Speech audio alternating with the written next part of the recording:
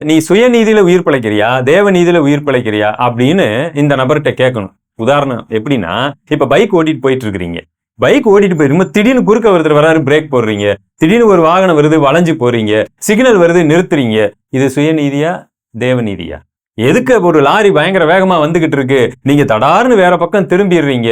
உண்மையில என்ன பண்ணணும் தெரியுமா? நீங்க ஓட்டி போயிட்டே இருக்கணும். நீங்க உங்க சுய முயற்சியில பிரேக் போட்டு அப்படி திரும்பிட்டீங்கன்னா அது சுயநீதி. உங்க உயிரை சுயநீதியில காப்பாத்திட்டீங்கன்னு அர்த்தம். நீங்க என்ன பண்ணணும்? கர்த்தர் காப்பாத்தணும்னு வெயிட் பண்ணணும். ஏண்டா நீங்க எல்லாம் எங்க இருந்து வர்றீங்கன்னு கேட்க தோணுது. யாரையா நீங்க எல்லாம்? ஒரு பாவ செயலிலே நீ தொடர்ந்து கடைசி வரைக்கும் நின்று கொண்டிரு. உன்னுடைய மனைவி பாவம் செய்தா நீ இப்படி பேசுவியா? உன் பிள்ளை பாவம் செஞ்சா நீ இப்படி பேசுவியா? சாகுற வரைக்கும் நீ இந்த பாவத்தை செஞ்சுக்கிட்டு அதை மட்டும் விடணும்னு முயற்சி பண்ணிராத, அது சுயநீதி நீ சொல்லுவியா? நீ கொஞ்சம் கடினமான வார்த்தைகள் தான் பயன்படுத்துறேன். எனக்கு இதை தவிர எப்படி பேசுறதுன்னு தெரியல.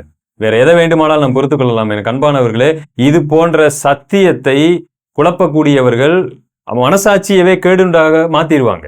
ஒரு காலத்துல பாவம் செய்யும் போது எப்படி செஞ்சாங்கன்னா, குற்ற உணர்வுல பாவம் செஞ்சாங்க. ஐயோ நான் பாவம் செய்யறேன், என்ன பண்றது, என்னால விட முடியல, அப்படி செஞ்சுக்கிட்டு இருந்தவங்களை இவங்க எப்படி மாத்திட்டாங்கன்னா, பரவாயில்ல நான் பாவம் செஞ்சுக்கலாம், எது வரைக்கும் செய்யலாம், எப்ப வேணாலும் செய்யலாம், எது வரைக்கும், கர்த்தரை என்னை மாத்தட்டியா அப்படிங்கிற அளவுக்கு கொண்டு வந்து விட்டாங்க.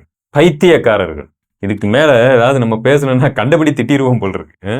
இது போன்ற நபர்களை தயவு செய்து ஊக்குவிக்காதீங்க. இந்த நபருக்கு எப்படியா அந்த வீடியோ கொண்டு போய் சேருங்க. இவருக்கு தயவு செய்து தன்னுடைய நடவடிக்கைகளை மாத்தட்டும். இது சுயநீதி அல்ல. தேவ சித்தத்தை மீறி நீங்கள் செய்யக்கூடிய எல்லாமே சுயநீதி.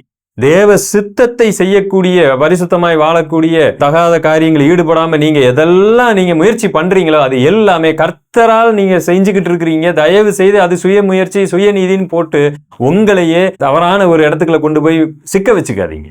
இப்போ உங்களுக்குள்ள அந்த ஒரு இதுல விடணும், இதை நான் வெளியில வரணும், இந்த பழக்க வழக்கத்திலிருந்து வெளியில வரணும், அந்த எண்ணம், அந்த முயற்சி செஞ்சுக்கிட்டே இருங்க.